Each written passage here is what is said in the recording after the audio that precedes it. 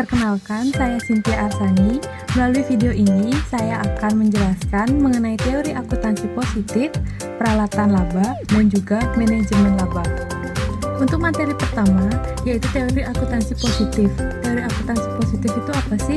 Jadi, teori akuntansi positif itu menjelaskan sebuah proses yang menggunakan kemampuan, pemahaman, dan pengetahuan akuntansi serta penggunaan kebijakan akuntansi yang paling sesuai untuk menghadapi kondisi tertentu di masa yang akan mendatang.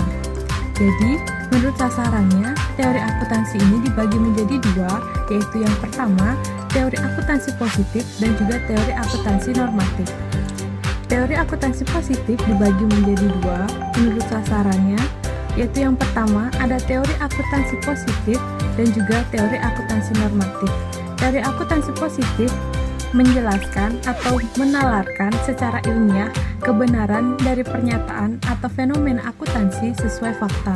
Sedangkan teori akuntansi normatif menjelaskan atau menalarkan kelayakan dari suatu perlakuan akuntansi.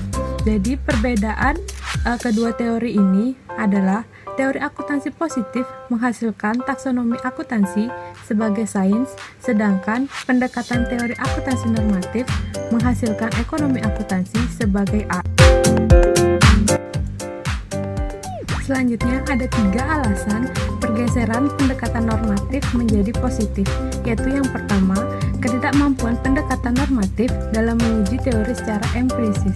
Yang kedua, pendekatan normatif lebih banyak berfokus pada kemakmuran investor.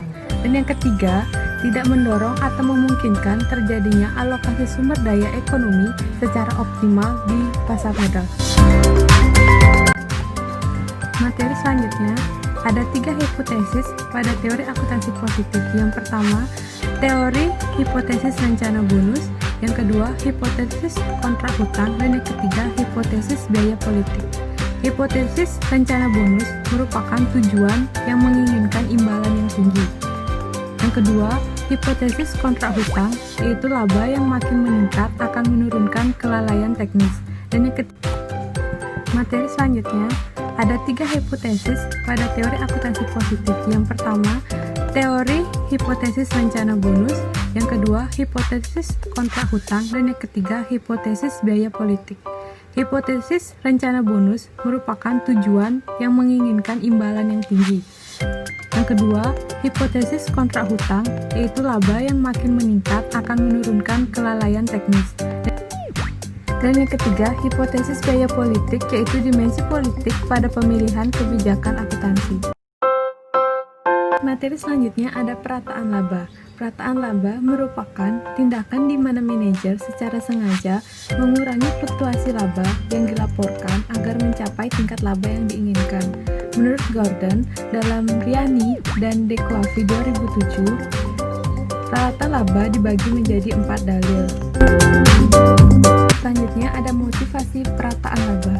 Motivasi perataan laba dibagi menjadi 2 argumen, yaitu argumen yang pertama, sebuah arus laba yang stabil merupakan pendukung yang kapabel bagi sebuah tingkat dividen yang lebih tinggi daripada sebuah arus laba yang lebih variabel.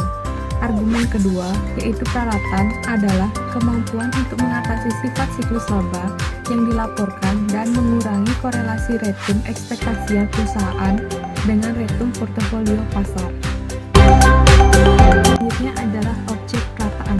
Yang menjadi objek perataan adalah laba, yaitu laba bersih atau laba per saham. Kenapa?